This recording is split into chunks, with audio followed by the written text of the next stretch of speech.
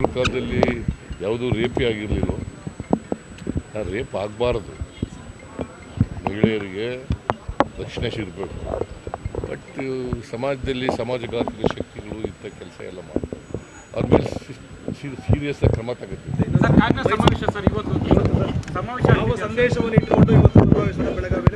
ನೋಡಪ್ಪ, ಇಡೀ ವರ್ಷ ನಾವು ಈ ಜೈ ಬಾಪು, ಜೈ ಭೀಮ್, ಜೈ ಸಂವಿಧಾನ ಅಭಿಯಾನವನ್ನು ಮಾಡ್ತೀವಿ.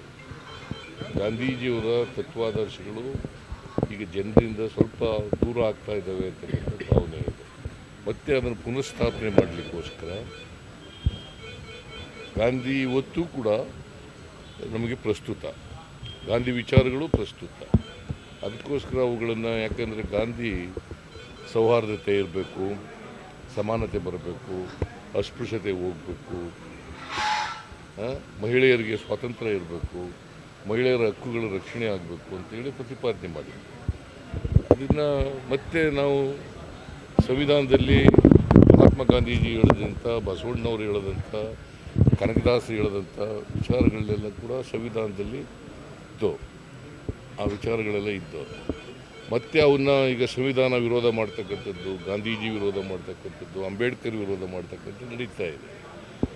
ಅದರಿಂದ ಇವುಗಳ ರಕ್ಷಣೆ ಮಾಡ್ತಕ್ಕಂಥದ್ದು ಕಾಂಗ್ರೆಸ್ಸಿನ ಜವಾಬ್ದಾರಿ.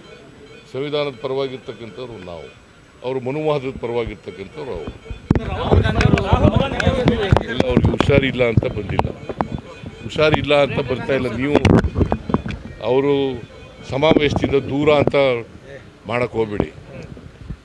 ಯಾವುದೋ ಒಂದು ಟಿ ವಿನಲ್ಲಿ TV9, ಯಾರೋ TV9 ಅವರು, TV9ನಲ್ಲಿ ಸಮಾವೇಶದಿಂದ ದೂರ ಏನು ವಾಟ್ ಮೆಸೇಜ್ ಹುಡುಗು.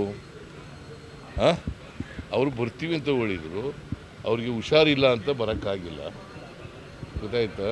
ಅವ್ರು ಪ್ರಿಯಾಂಕಾ ಗಾಂಧಿ ಬರ್ತಾರೆ, ಮತ್ತು ಮಲ್ಲಿಕಾರ್ಜುನ್ ಖರ್ಗೆ ಅವರು ಬರ್ತಾರೆ. ಸೊ ಬೇರೆ ವರ್ಕಿಂಗ್ ಕಮಿಟಿ ಮೆಂಬರ್